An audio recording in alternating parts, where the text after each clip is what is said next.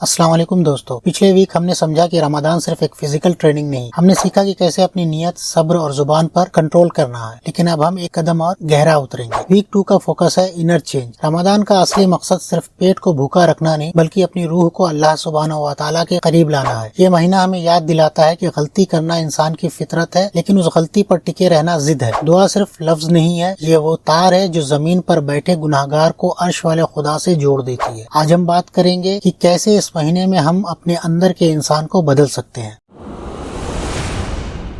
Inner change کا مطلب یہ نہیں کہ آپ راتوں رات ولی بن جائیں گے۔ اس کا مطلب ہے اپنی برائیوں کو پہچاننا اور انہیں ایک ایک کر کے چھوڑنا۔ ایک مثال لیجئے، ایک آدمی تھا جو بہت جلدی غصے میں اپنا آپا کھو دیتا تھا۔ رمضان میں اس نے فیصلہ کیا کہ وہ صرف بھوکے رہنے کا روزہ نہیں رکھے گا بلکہ اپنے غصے کا بھی روزہ رکھے گا۔ ہر بار جب اسے غصہ آتا وہ گہری سانس لیتا اور سوچتا، کیا میرا یہ غصہ میرے روزے سے زیادہ قیمتی ہے؟ دھیرے دھیرے یہ پریکٹس اس کی فطرت بن گئی۔ یہ ہے اصلی ٹرانسفارمیشن۔ انر چینج کے 3 سٹیپس ہیں۔ سیلف ریفلیکشن، رات کو سونے سے پہلے 2 منٹ سوچے، آج میں نے کہاں صبر دکھایا اور کہاں میں ہار گیا۔ سچی توبہ، غلطی ہو گئی تو شرمندہ ہوں اور پھر اللہ سبحانہ و تعالیٰ سے کہیں، یا اللہ میں کمزور ہوں تو مجھے مضبوط کر دے۔ نئی عادت، غیبت کی جگہ خاموشی اور شکوے کی جگہ شکر۔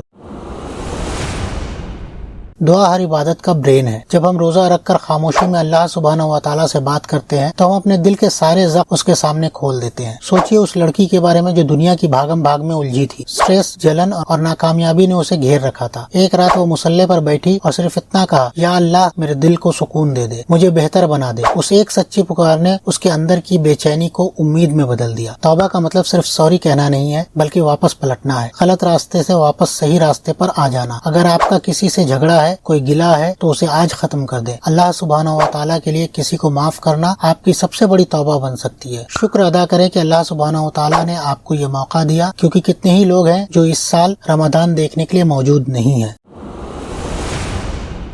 تو رمضان کی اس دوسرے ویڈیو میں ہم نے کیا سیکھا؟ اپنی روح پر کام کریں، روزانہ اپنا حساب کریں، اللہ سبحانہ و تعالیٰ سے دل سے باتیں کریں اور ہر حال میں شکر کو اپنا لیں۔ یاد رکھیے، رمضان کا اصلی مقصد یہ ہے کہ جب یہ مہینہ ختم ہو تو آپ وہ پرانے انسان نہ رہیں جو آپ شروعات میں تھے۔ اگلے ویک ہم بات کریں گے کنسسٹنسی اور تہجد کی طاقت پر۔ آج سے اپنے اندر کی صفائی شروع کریں۔ اللہ سبحانہ و تعالیٰ ہم سب کا نگہبان ہو۔